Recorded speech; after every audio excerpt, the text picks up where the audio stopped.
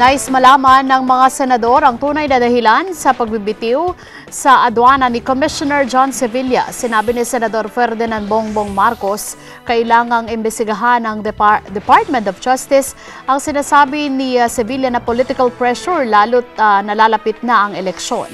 Si Man Corvera sa detalye. Pinagpapaliwanag ni Senador Ferdinand Bongbong Marcos ang Malacanang sa isyu ng umano'y political pressure na sinasabing naging dahilan ng pagbibitiw ni Customs Commissioner John Sevilla.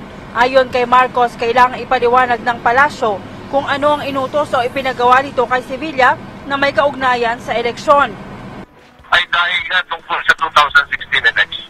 I'd be very interested to know what does that mean? Anong ibig sabihin? May mga pinapagawa siya para sa paghanda sa eleksyon, or what does it mean exactly that because of the 2016 elections, political pressure was exerted on him? And by whom? That will be very interesting to know. Sabi ni Marcos, kailangang imbestigahan ng Department of Justice ang sinasabi ni Sevilla na political pressure lalo't nalalapit na ang eleksyon. Isaan niya sa dapat pasagutin sa issue ang palasyo dahil ito ang may kontrol sa Bureau of Customs. Paliwanag ng senador, kahit ipangalandakan ng Malacanang ang daang matuwid, marami pa rin nangyayaring kalokohan sa administrasyon.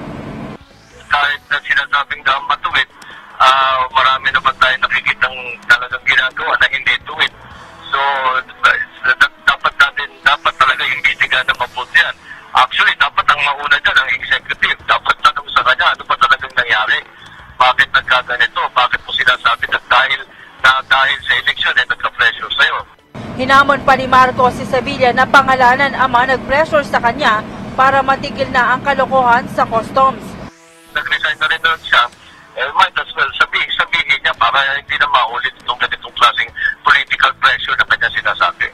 Hindi naman sumipot si Sevilla sa ipinatawag na pagdinig ng Senado sa issue ng congestion sa mga pantalan. Pagpapaliwanagin sana si Sevilla kung ano ang ginawang reforma sa pantalan para hindi na maulit ang pagkakadelay ng mga produkto, pero nagpadala lamang ito ng kanyang mga kinatawan. Mayan Corvera, Eagle News.